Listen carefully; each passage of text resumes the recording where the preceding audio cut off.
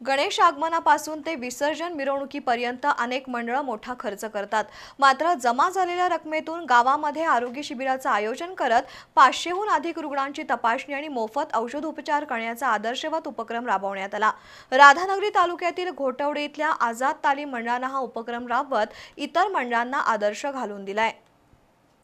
राधानगरी तालुक्यातील घोटवडे इथलं आझाद तालीम मंडळ नेहमीच विविध समाजोपयोगी उपक्रम राबवत असतं। दरवर्षी सार्वजनिक गणेश मूर्तीची स्थापना मंडळामार्फत केली जाते।